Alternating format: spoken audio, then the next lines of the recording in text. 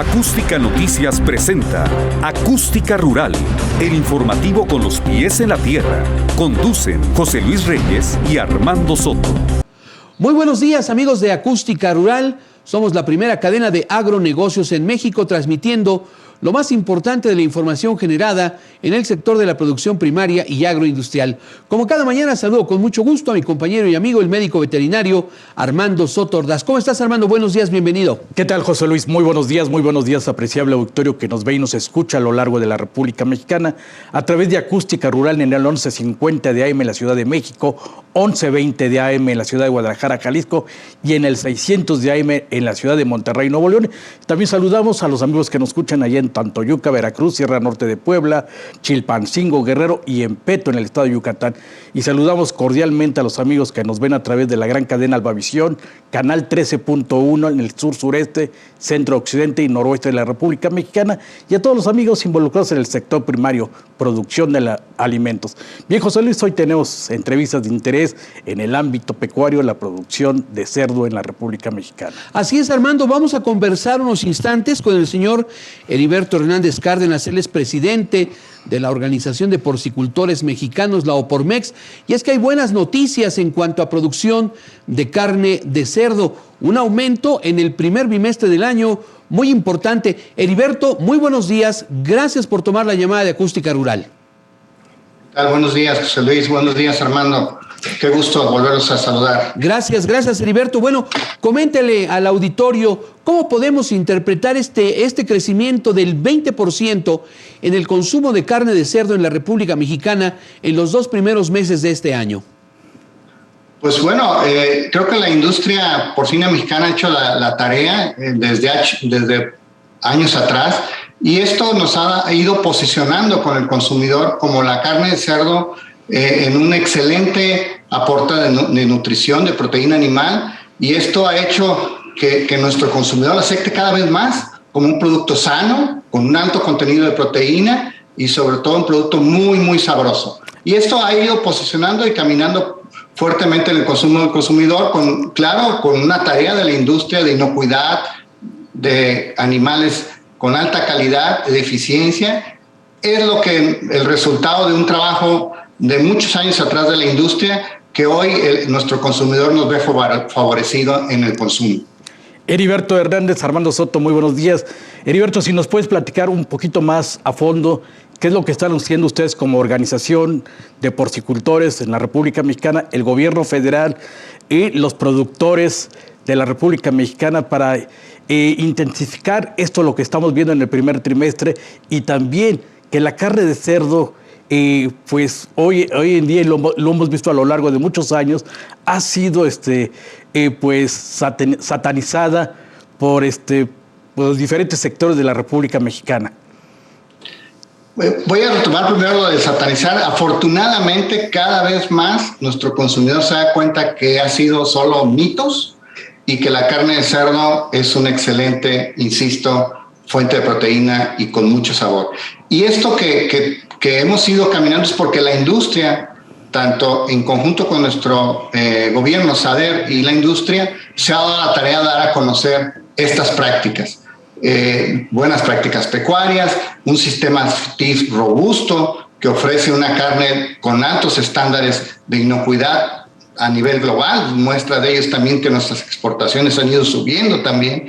Y este trabajo en conjunto de dar a conocer a nuestro consumidor este trabajo de la industria, ir quitando estos mitos de la industria, da como resultado. Y un ejemplo muy claro de esto es que nuestra carne de cerdo se ve cada vez más en nuestros asados, en la convivencia familiar.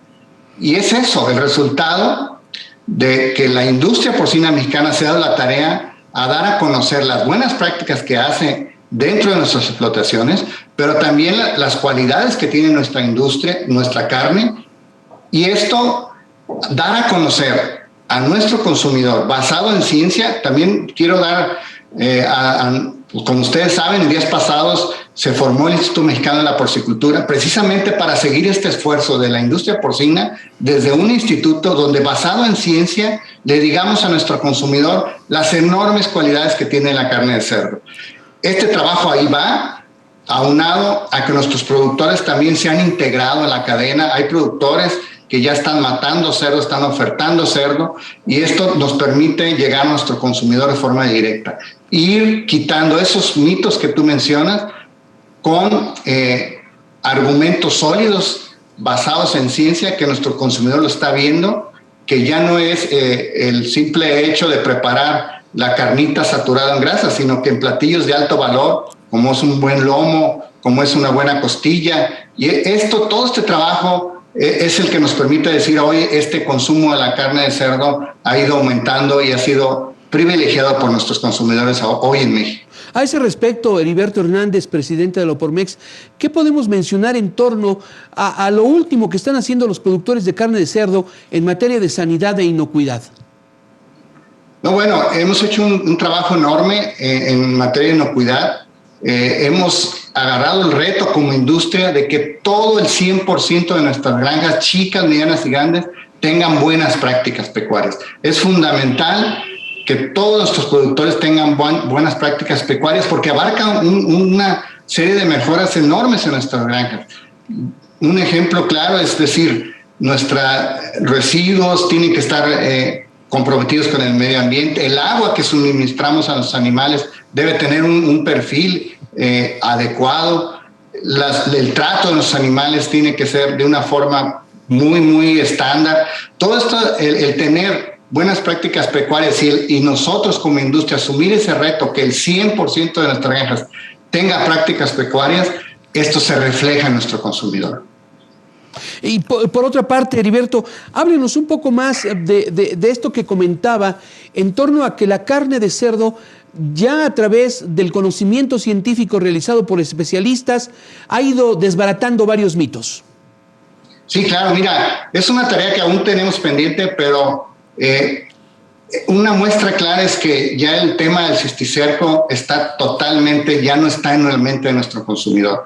Ese era un mito que nos había hecho mucho daño, puesto que el cisticerco se daba cuando los cerdos se explotaban en el patio de los corrales, de la misma población, y el factor era que el cerdo comía heces del humano y se desarrollaba el cisticerco. Eso está completamente sustentado científicamente. No existe una explotación ya como hace 20, 30 años, y esto va desboronando los mitos.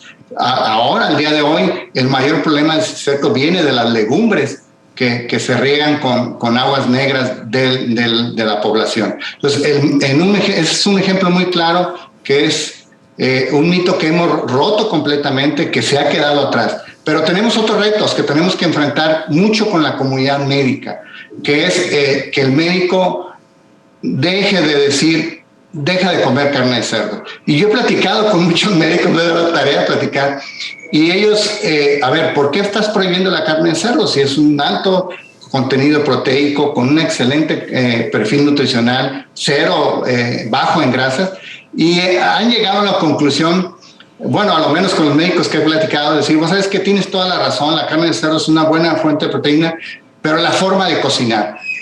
Y yo prefiero decirle, no la comas, que enseñar a cocinar a mi paciente, ¿no? Ese es el gran reto. No solo asociar a la carne de cerdo con la carnita tipo estilo Michoacán, que es muy sabrosa, pero es muy saturada en grasa, hay que decirlo, y el taco a pastor, que en sí la carne no es la que tiene la grasa, sino la tortilla que está saturada en grasa, que asociamos la carne de cerdo con esos platillos tradicionales muy sabrosos, pero que no son la forma, hay que decirlo, más sana de comer cerdo. Hay otras formas. Entonces, en la comunidad médica hay un reto enorme para poder seguir incentivando el consumo de la carne de cerdo. Heriberto Hernández, y si nos puedes comentar el crecimiento de la porcicultura en los últimos años, producción en el bimestre de un aumento en la carne, el desarrollo y el mejoramiento genético que ha habido en las granjas pues del centro, del occidente, del sur del país, ¿cómo se está dando? También tenemos factores que es la alimentación, los alimentos, la nutrición, y pues como tú bien dicho, la sanidad y la bioseguridad de las granjas. Si nos puedes comentar ese desarrollo. Claro, sí, pues como tú bien sabes, en el 2000 20 cerramos con 1.665.000 toneladas. En el 2021 cerramos con 1.690.000 toneladas y esperamos cerrar el 2022 con 1.774.000 toneladas. ¿Esto a qué se debe? Precisamente al gran trabajo que hemos hecho los productores. En temas de sanidad, por un lado, todas nuestras granjas tienen baños para que el trabajador se cambie y entre con ropa distinta de la de calle a granja. Esto nos hace mantener nuestra sanidad hacia nuestras granjas. Pero en tema de productividad hemos hecho también un gran trabajo. Anteriormente hablábamos de hembras que parían alrededor de, no sé, camadas de 10 lechones, 11 lechones. Al día de hoy tenemos genética hiperprolífera que nos da camadas al parto de 18 lechones nacidos vivos. Esto es de lo mejor de nuestras granjas en México. Pero en promedio traemos ya alrededor de 14 lechones nacidos vivos por camada. Es una enorme diferencia en productividad. Como consecuencia en destete. Al destetar nuestros lechones, el día de hoy traíamos parámetros de 20, 21 cerdos destetados por hembra al año. Al día de hoy traemos en nuestras mejores granjas 30 lechones destetados por cerdo al año. Es una enorme diferencia en términos de productividad, que esto permite ofertar mayor carne. Por eso es el crecimiento de la productividad por un lado y el crecimiento en vientres por otro. Entonces, aunando la eficiencia y la productividad, es que ofertamos mayor número de carne. Y el otro tema que tú mencionabas, que es vital, es cómo ha cambiado la nutrición de nuestros animales. Al día de hoy, ¿por qué ofertamos una carne sana? Porque el 90% de la dieta de nuestros animales es grano sano, maíz, trigo o sorgo, y pasta de soya. La pasta de soya es una excelente fuente de proteína para nosotros los humanos y como también para los cerdos. Entonces, esta dieta tan sana, las instalaciones a un nivel de inocuidad, de limpieza como cualquier de nuestros hogares, a ese grado es la limpieza de nuestras granjas. Es por eso que cada vez más, y esto había que darlo cada vez más y gritarlo cada vez más a nuestro consumidor para quitar de una vez por todas los mitos por un lado, pero esto es lo que nos ha determinado el crecimiento en producción. Y vamos por un buen camino. Los parámetros productivos, los mejores parámetros productivos en el mundo, se habla ya de 36 lechones destetados por hembra al año. Y tenemos que hacerlo. Perdón por la interrupción. ¿Nos permite unos instantes? Vamos a escuchar a los patrocinadores de Acústica Rural y continuamos platicando. Claro que sí. Gracias. Vamos a esta pausa y seguimos con más aquí en Acústica Rural.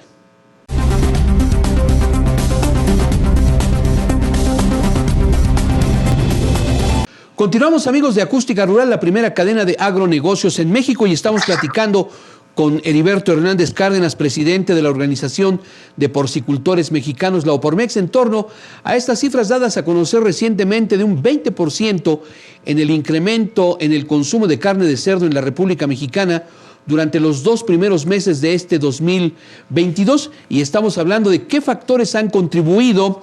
Y Heriberto, bueno, nos comentaba el aspecto del cambio en la dieta de los cerdos, también el hecho de que se incrementa la productividad a través del número de partos cada vez mayor y el número de destete también que va en aumento, entre otros factores, me imagino. Sí, nomás puntualizar el número de lechones destetados. Los partos siguen siendo alrededor de 2.3, 2.4 por hembra al año. Sí, claro, ha habido factores bien importantes. Recordemos que todo el sector pecuario se sustenta en 4 patas principalmente, aunque ahorita ya no podemos hablar solo de 4 patas, que es la nutrición, el manejo, excelentes instalaciones y un personal muy preparado. Es un tema que quiero hacer énfasis. La industria porcina mexicana está haciendo un énfasis en nuestro personal. Estamos capacitando a nuestro personal para tener un personal especializado que pueda explotar la genética, la nutrición, las instalaciones que tenemos. Esto es un enfoque que hoy ya lo vemos como un pilar fundamental para la industria porcina mexicana. Y no solo ello, la industria porcina mexicana está entrando el tema de capacitación, pero también se está preocupando por el entorno socioeconómico de nuestros trabajadores. Esto es bien importante decirlo. Si bien una gran parte de nuestra industria es autoempleo en productores pequeños, pequeños y medianos, para sustento de su propia familia, pero también la industria ha crecido, y en términos de crecimiento nos hemos preocupado mucho por nuestro personal, y esto viene a ser un pilar fundamental, ya no solo la nutrición, ya no solo el manejo, ya no solo las instalaciones, sino estamos viendo como un pilar fundamental nuestro personal dentro de la granja y fuera de ella. ¿Cómo podemos, la industria porcina mexicana, contribuir a una mejor sociedad? Esto tenemos que verlo así. Quisiera que nos ayudaran a definir. El cerdo puede ser un detonante para tener una mejor sociedad en términos económicos, en términos de bienestar. Recordemos que del cerdo se aprovecha el 100% de todo el cerdo. Aprovechamos su carne, sus vísceras, su pelo, su piel, y ahora los desechos del cerdo vienen a ser una parte fundamental para la agricultura. Estamos ofertando biofertilizantes que hoy, al día de hoy, tienen una enorme demanda. Sabemos el tema de la agricultura con el tema de fertilizantes químicos en un precio exorbitante, y viene a jugar un papel importante el tratamiento de composta de nuestras heces de los cerdos. Entonces, del cerdo aprovechamos el 100%. Por eso debemos de ver al cerdo como un contribuidor a una mejor sociedad. Heriberto, bien lo dices tú, el cerdo está contribuyendo en diferentes comunidades de la República Mexicana, desarrollo, y hoy también en tecnología, competitividad que se tiene la producción, la industria porcícola en la República Mexicana, en México, y traspasa esas fronteras por también el manejo que se le está dando a las buenas prácticas pecuarias. El cerdo hoy en día en esas tecnologías, en las instalaciones, hay un desarrollo, hay un crecimiento más, producción de carne por alimentos. Entonces hoy en día hablamos de menos de 4 kilos de alimento a 1 kilogramo de carne.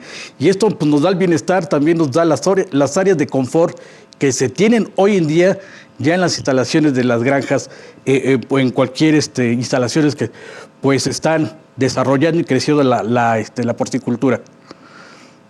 Sí, claro, ya ahorita traemos conversiones alrededor de 2.7, 3%, que con 3 kilos de alimento hacemos 1 kilo.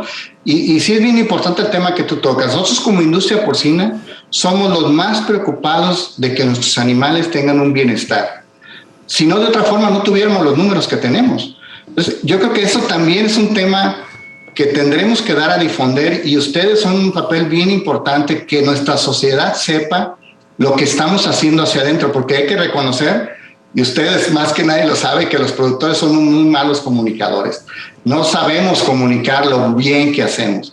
Y es por eso que los productores hemos delegado al Instituto Mexicano de la Porcicultura para que, basado en ciencia, difunda las buenas cosas que hace la industria porcina, en general la industria pecuaria, pero en particular la industria porcina, porque no somos muy malos comunicadores de los productores. Y ahí les pedimos mucho apoyo para que todas estas buenas prácticas pecuarias, nos estamos preocupando por el bienestar animal y nos estamos preocupando por el medio ambiente. Eso hay que decirlo. Si bien también reconocemos como productores que durante mucho tiempo no hicimos la tarea con el medio ambiente, al día de hoy esta es una industria comprometida con el medio ambiente, porque es vital que lo veamos así. Es vital, eso nos lo dicta nuestro consumidor. Nuestro consumidor está preocupado por el medio ambiente, no podemos ignorar esa realidad. Como consecuencia, la industria porcina lo ha asumido y lo está haciendo un reto enorme. Entonces, es por eso que estamos con este reto enorme. La industria porcina mexicana ha estado creciendo a niveles promedio de 2.2, 2.5 año con año, aún al día de hoy. Es por ese trabajo enorme que hemos hecho y porque vemos en el consumo mexicano cada vez la aceptación de nuestro producto con mayores atribuciones, y viéndolo en un contexto de un gran aportador a la nutrición de nuestras familias mexicanas. Heriberto, dos cuestiones. Primero, ¿Qué noticias se tienen de la peste porcina africana? ¿Sigue contenida en la República Mexicana? Y por otra parte, dentro de esta contribución que hace la industria del cerdo a la sociedad mexicana, ¿qué nos puede comentar de la relación que tienen en aquellos lugares en donde se han presentado inconformidades, protestas por el tamaño de algunas granjas principalmente, o citando como ejemplo Yucatán? Sí. Primero, el tema de la peste porcina, como bien hemos estado trabajando muy en conjunto con la autoridad, con el Senacica, con el doctor Trujillo, que es el director del Senacica en jefe. Hemos estado trabajando en la contención durante ya prácticamente 3 años. Recordarles que los productores estamos aportando de nuestro bolsillo inspectores o ayudantes de inspección en aeropuertos, puertos y fronteras. Ese trabajo lo hemos hecho de manera correcta. Y hoy nos estamos replanteando y estamos planteando con nuestra autoridad el peor escenario, si la enfermedad llegara a México. Y para eso estamos trabajando ya fuertemente en la replanteación de la zonificación. Esto nos permitiría que no se detenga el comercio. Si llegáramos a tener la enfermedad en una zona, apagar el problema y las otras zonas seguir comercializando. Y para eso los productores volvemos a hacer otro esfuerzo enorme, que es generar un fondo de remanente de por lo menos 10 millones de pesos de los productores, y estamos invitando a todos los actores de la cadena para llegar a sumar 20 millones de pesos. ¿Para qué? Sabemos de antemano que si el problema va a llegar en la porcicultura de traspatio. Si tenemos este remanente líquido ahí los productores, podemos apagar el problema de manera inmediata y que no trascienda más y no tenga más estragos económicos. Ese es el esfuerzo enorme que están haciendo los productores.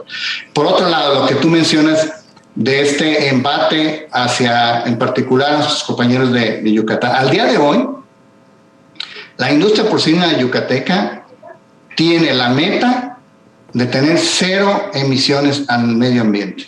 Es una meta enorme que ellos la han asumido con una gran responsabilidad. Yo creo que asume un poquito, si bien durante un periodo de la industria cometimos errores, los asumimos, pero el día de hoy estamos muy, muy comprometidos con el medio ambiente, y un gran problema de nuestros compañeros en la península de Yucatán es que no hemos sabido comunicar a a la población la tarea que ya estamos haciendo desde hace prácticamente 6, 8 años.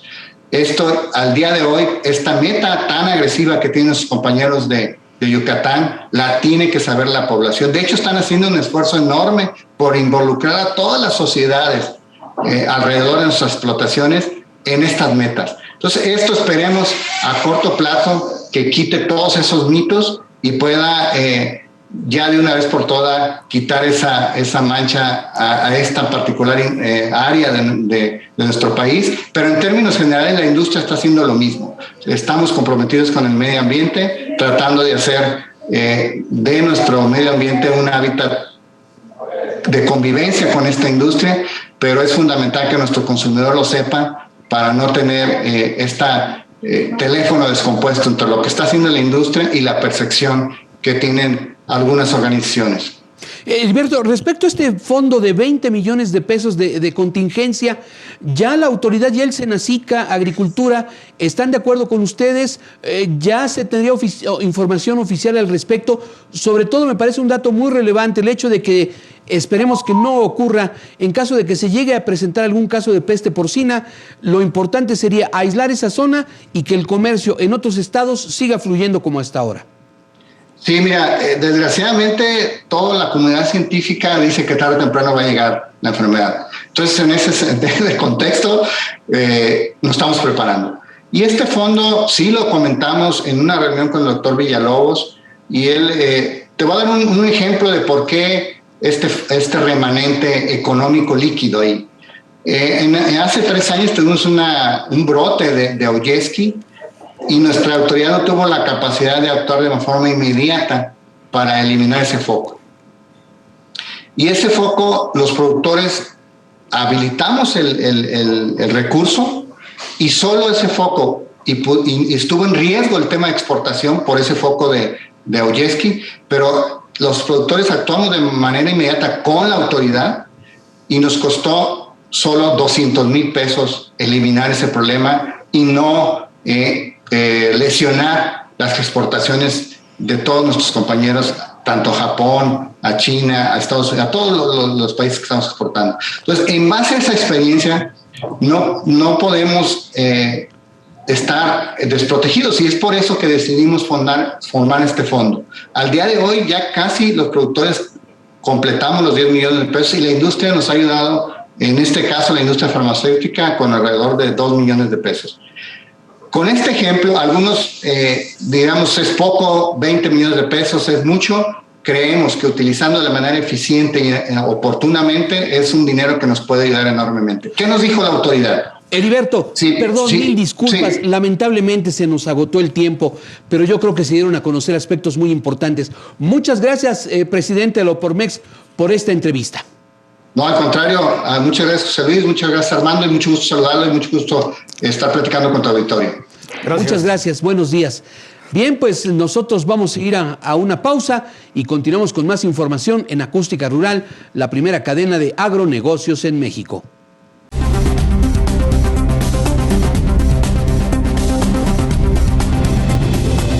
Continuamos, amigos de Acústica Rural, la primera cadena de agronegocios en México. Y bien, a continuación vámonos hasta la montaña de Guerrero. Vamos a esta región, vamos a conversar con el antropólogo Abel Barrera Hernández, director del Centro de Derechos Humanos de la montaña Tlachinolan, y con Paulino Rodríguez Reyes, también integrante de este Centro de Derechos Humanos y también forma parte de la red de jornaleras y jornaleros agrícolas. Como usted sabe, el Tratado de Libre Comercio de México con los Estados Unidos y Canadá señala que debe de existir un trato justo, igualitario hacia los trabajadores del campo en México y Estados Unidos. Hace algunos meses se habló y se sigue hablando insistentemente de que las condiciones laborales de trabajadoras y trabajadores agrícolas que laboran en las grandes extensiones agrícolas, sobre todo del noroeste, del occidente, del centro de México, siguen sin ser las adecuadas. Ese es el tema que nos ocupa esta mañana en Acústica Rural. Y antropólogo Abel Barrera Hernández, coméntele por favor al auditorio qué conocimiento se tiene, han mejorado las condiciones laborales de las trabajadoras y los trabajadores agrícolas en las grandes extensiones productivas de México. Hola, ¿qué tal? ¿Cómo están, José Luis y Armando? Un gusto saludarles desde aquí, desde Tlapa, Guerrero.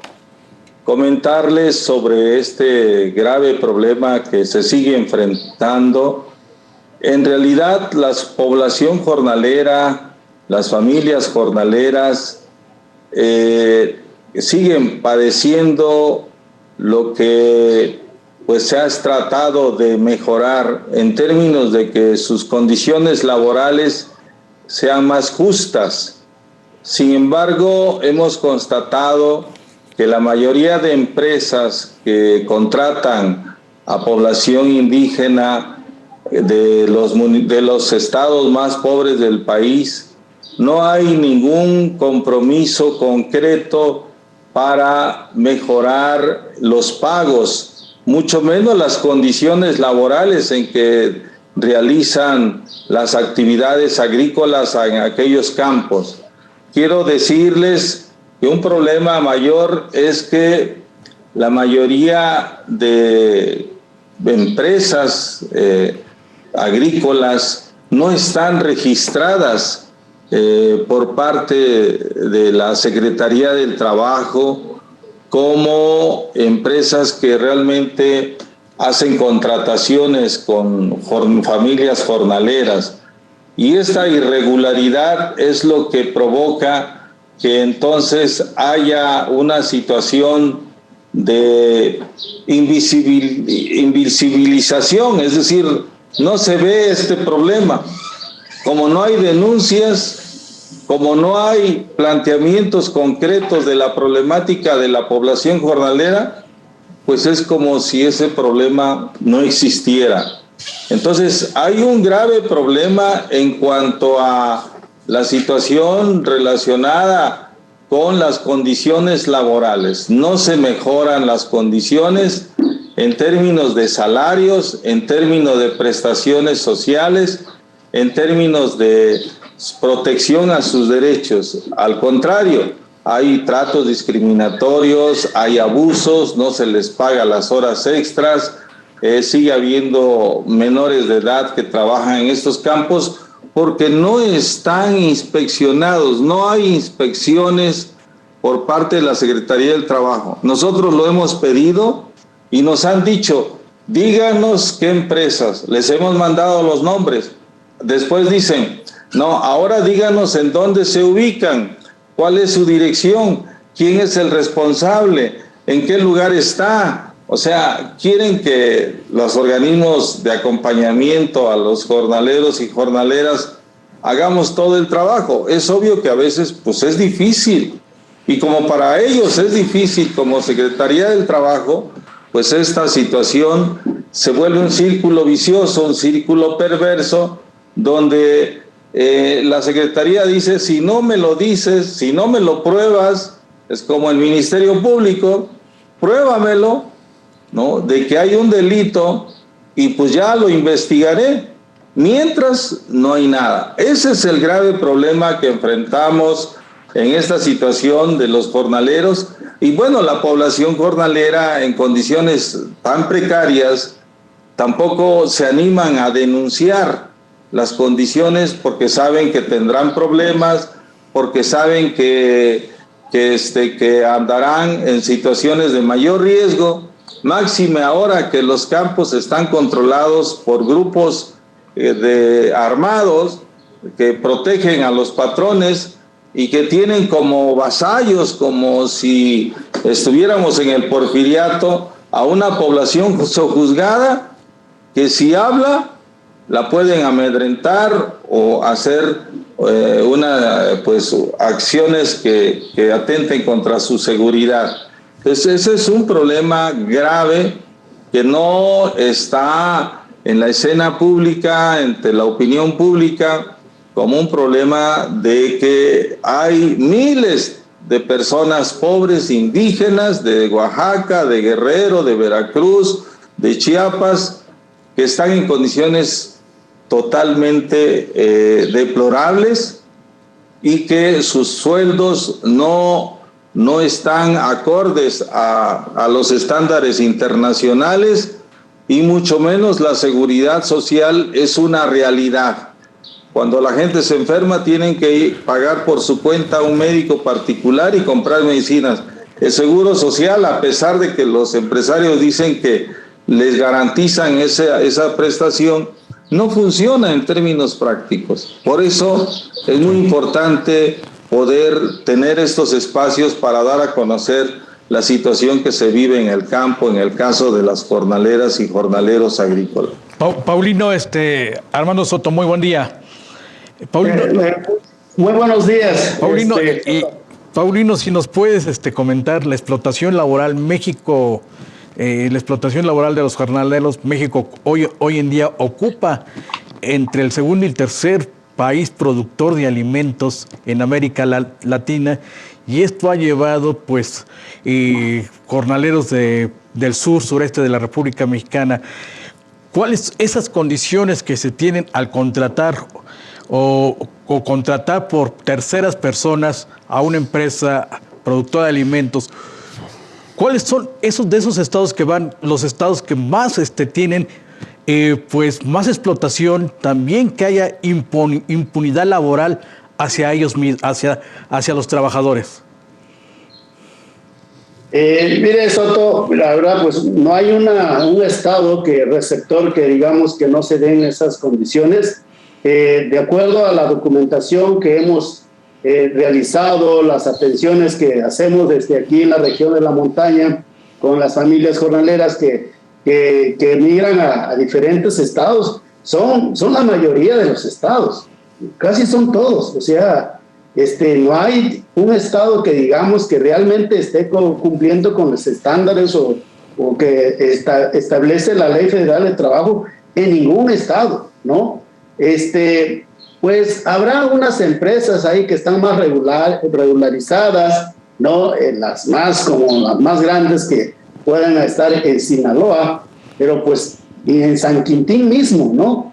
En la mirada pública pues se ve que todo está bien, pero de fondo siempre recibimos reporte de las malas condiciones, de los malos tratos, de, pues como lo acaba de toda esa lista que acaba de mencionar el antropólogo. No hay ningún estado hasta ahorita que digamos que tengan empresas que realmente estén cumpliendo cabalmente con lo que establece la Ley Federal del Trabajo y todos los estándares, ¿no?, que donde ellos deben de cumplir y hacer cumplir, pero pues esa es la realidad actualmente. Antropólogo Abel Barrera Hernández, ¿se tiene idea, antropólogo, de cuántos trabajadores agrícolas existen en los campos productivos del noroeste, norte, occidente y centro de México?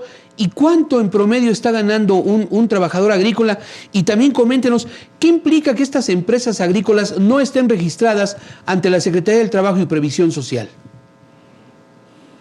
En primer lugar, una de las graves deficiencias que hay en el gobierno federal es que no se tiene un censo de la población jornalera. Nos basamos en los censos que hubo hace más de 10 años, que se habla precisamente alrededor de más de 2 millones de familias jornaleras. Y que pues se hace un cálculo entre 5 o 6 millones de personas jornaleras que trabajan en los campos agrícolas. Es decir, es una población flotante que lamentablemente se desconoce cómo sobreviven, cómo resisten, cómo enfrentan situaciones tan adversas como los tratos discriminatorios, los pagos injustos, las amenazas, las vejaciones, en fin, todo este calvario de situaciones que ponen en riesgo la tranquilidad y la seguridad de las familias jornaleras. Entonces, es algo que primero hemos planteado al gobierno federal de que urge tener un censo sobre la población jornalera agrícola en nuestro país. Y bueno, poder decirles que nosotros hemos documentado más de 80 empresas agrícolas que hay en el occidente y en el norte del país, también en algunos estados del centro, que contratan población jornalera. Y yo creo que será como el 60% o más de empresas que no están registradas en la Secretaría del Trabajo. Son, como decía Paulino, empresas contadas las que cubren con esos estándares de protección a los derechos laborales. Obviamente que estamos hablando de empresas grandes como Agrícola Buen Año, se me viene ahorita a la mente que es la que... ¿Cuál es la otra? Briscos, que son los que llegan también acá a contratar. Por ejemplo, estas contrataciones, viene una trabajadora social a Tlapa, habla con la población jornalera, los registra, los capacita, obviamente les informa cómo va a ser este trabajo. Antropólogo Barrera, disculpe que lo interrumpa. Tenemos que ir a una pausa comercial para escuchar a los patrocinadores de Acústica Rural. Permítanos, por favor, unos segundos y continuamos conversando de este tema. Vamos a una pausa, amigos de Acústica Rural. Somos la primera cadena de agronegocios en México, transmitiendo a través de radio en las frecuencias de acústica en la República Mexicana, Ciudad de México, Guadalajara, Monterrey, a través del canal 13.1, cadena Albavisión y redes sociales. Regresamos enseguida.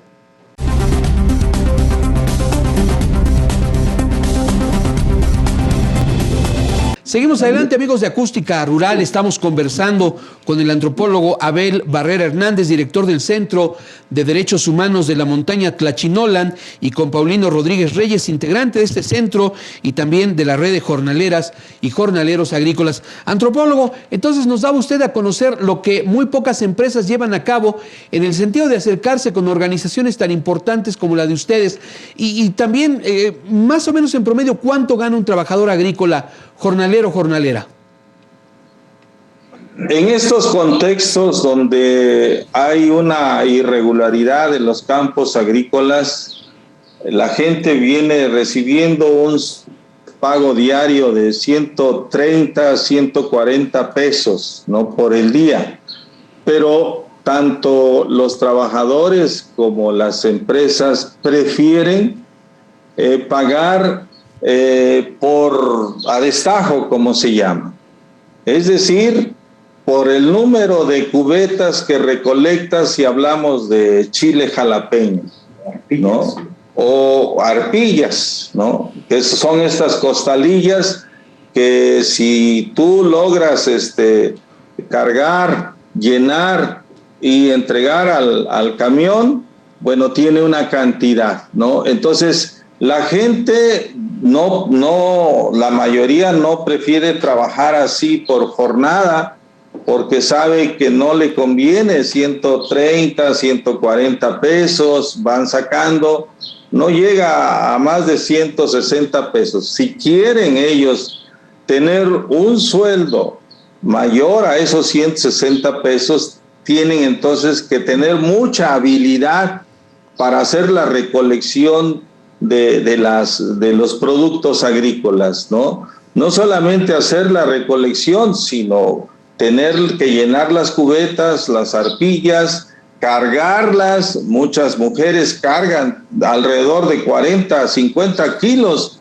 en su espalda y tienen que llevarlas a veces a 1 kilómetro a donde está el camión, y hasta que llega el camión y lo entrega es cuando le cuentan a la persona el bulto, que puede ser de 10, de 12 pesos, y en ese trabajo intenso es como llegan a ganar a más de 200 pesos, 250, 300 pesos, ¿no? Ya los más hábiles, los más fuertes, se dan el lujo, podemos llamarla así, de que rebase la cantidad de los 300 a 400 pesos. Fuera de eso, si no es un trabajo extenuante de sol a sol, es muy difícil que un jornalero tenga un salario mínimo, como ya lo fijó la Comisión Nacional de Salarios Mínimos, la CONASAMI, de lo que debe de ganar un jornalero agrícola. No lo ganan. ¿No? Es algo que preocupa, porque en el campo es a destajo, es decir, es a un esfuerzo extenuante para que puedas tener un sueldo mínimo en términos de lo que resulta ser pues un pago de 200, 300 pesos a costa de un sacrificio, y eso es lo que no debe suceder en nuestro país, precisamente porque hay esta sobreexplotación de la mano de obra y un trato discriminatorio y sin reglas claras para proteger los derechos laborales de las jornaleras y jornaleros agrícolas. Antropólogo Abel Barrera, y si nos puedes comentar más también la experiencia de los niños, el trabajo infantil en los campos de producción, pues del centro, del occidente, del noroeste de la República Mexicana. Decirte que la migración jornalera en Guerrero y en varios estados que son regiones indígenas es una migración familiar. Es imposible que en este caso, si está el papá salga de su comunidad y vaya a trabajar como jornalero, porque tanto el pago precario que recibe le obligaría a sostenerse él ahí en el campo, porque tiene que pagar su comida, su hospedaje, todos los gastos y el traslado, y al mismo tiempo tendría que mandar dinero a la familia que se queda en la comunidad. Eso es inviable. Entonces, migran las familias completas, los hijos, los bebés, las esposas, hacia los campos. Entonces, en esta situación vemos que las condiciones laborales son pésimas, y entonces ahí los niños, las niñas de 13, 14 años, porque según pues pueden trabajar de esa edad, son los que también hacen las labores agrícolas. Algunos niños pues son más hábiles según para hacer en este caso el corte de uva, por ejemplo. Entiendo que hay más habilidades en estos niños, entonces ellos también trabajan, porque igual en la lógica de las mamás y papás sería inviable que solamente el papá trabajara para sostener a 6 miembros de la familia, 7 miembros. Entonces tiene que trabajar el esposo, la esposa y los hijos mayores, que pueden ser de 13 años, 14, 15. Como son campos irregulares, entonces ahí no hay inspección, no hay problemas en cuanto a control, en cuanto al respeto a los derechos laborales, en cuanto a que no se puede contratar a niños y niñas para labores agrícolas, lo hacen. Entonces, esto es muy común en estos campos, y además, pues los papás dicen, es que si no, ¿de qué otra manera? Por lo menos tendré 3, 4 sueldos a la semana para que los gastos relacionados con la comida, con el hospedaje, con la medicina, con el transporte, pues mínimamente tenga algún pequeño excedente para podernos regresar y otra vez a reproducir el ciclo de la sobrevivencia en las comunidades, comprando maíz y los productos básicos para mantenerse en su localidad durante un tiempo y volver a regresar al mismo escenario de la sobreexplotación laboral. Paulino, suena como, bueno, me llama a mí la atención el hecho de que por ser empresas irregulares, por no estar registradas, esto dificulte la actividad de la autoridad para verificar que se esté cumpliendo la ley. ¿De qué mecanismos podemos hablar para que esto no ocurra? Porque hay una clara diferenciación entre las empresas que sí cumplen, que están reconocidas por la autoridad, y estas empresas ilegales.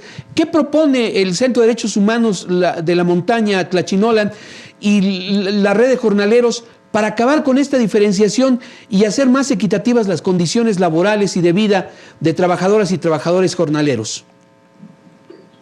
José Luis, pues bueno, la propuesta ahí es clara. Sabemos que hay muchos campos que no están registrados, sobre todo que los conocen como los ranchos, ¿no? O zonas agrícolas donde se ubican eso, y justamente la propuesta es de que sean registradas que se conviertan en un campo, vaya, porque son pequeños agricultores que rentan tierras y que no están regularizadas, y ahí es donde el planteamiento de Tlachinolan en coordinación con la Red Nacional de Jornaleros, que sean registrados esos campos agrícolas para que la Secretaría de Trabajo y Previsión Social realice las inspecciones correspondientes, ¿no? Y hay una de las situaciones preocupantes porque la Secretaría de Trabajo y Previsión Social argumenta de que mientras no esté registrada y no esté en su lista, no puede ser inspeccionada, ¿no? Es una experiencia que vivimos en el 2020, ¿no? En Morelos, siendo una empresa cañera registrada, y la Secretaría de Trabajo dice, pues muy complicada, porque pues se le tiene que enseñar en dónde está ubicado el campo, cuáles son las coordenadas, y toda esa situación, pues ahí es donde pues hay una grave preocupación de esta dependencia que cuando no debería ser así, deben de inspeccionar, de visitar esos campos para que, pues bueno, por lo menos vigilen en qué condiciones se encuentran las personas jornaleras en este caso.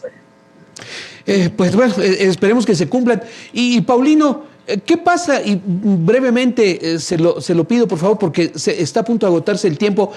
¿Qué pasa con esta presión que ha venido ejerciendo el gobierno de los Estados Unidos a través del Departamento de Agricultura para que mejoren las condiciones laborales? Ya vimos que es complicado que por parte del gobierno de México y de otras instituciones se dé esto. ¿La presión extranjera podría ayudar a acabar con este rezago histórico que venimos enfrentando en las grandes extensiones agrícolas? Mire, José Luis, le doy la palabra al antropólogo. Él tiene muy claro. Sí, perdón, sí, antropólogo. ¿No? Entre México, Canadá y Estados Unidos. Claro que sí, antropólogo, por favor. Yo creo que ahí está la clave de que se pueda tomar en esta agenda bilateral el tema de la población jornalera que está siendo explotada. Yo creo que se tiene que hacer una verificación por parte de los gobiernos de cómo están funcionando las empresas agrícolas y qué tanto se están cumpliendo estas cláusulas de respeto a los derechos laborales y sobre todo de que no haya este tipo de contrataciones hacia niños, niñas, el trabajo infantil, que no haya tratos discriminatorios, que no haya tampoco esos abusos que regularmente se dan y que pues se vigilen en cuanto al cumplimiento cabal, ¿no? Y que empresas que realmente no respeten los derechos humanos, que violen los derechos laborales de los trabajadores, pues queden fuera como está estipulado, ¿no? En el sentido de que si son empresas que no cumplen con las normas nacionales e internacionales de proteger los derechos laborales y de que haya condiciones adecuadas para el trabajo, que en verdad pues se puedan establecer sanciones y romper con ese tipo de tratados comerciales, relaciones comerciales con estas empresas, pero hay un trabajo. Antropólogo, perdón que lo interrumpa, lamentablemente se nos agotó el tiempo de esta entrevista. Muy interesante todos estos conceptos. Muchas gracias, antropólogo Abel Barrera, Paulino Rodríguez Reyes, muchas gracias y muy buenos días. Muchas gracias, buenos días. En otro momento continuaremos esta charla. Por supuesto que sí, gracias. Gracias, llegamos a la parte final de Acústica Rural, Armando. Gracias, José Luis, excelente día y provechoso. También apreciamos mucho la colaboración del equipo técnico y de producción de Acústica Rural. Muy buenos días y gracias por estar con nosotros.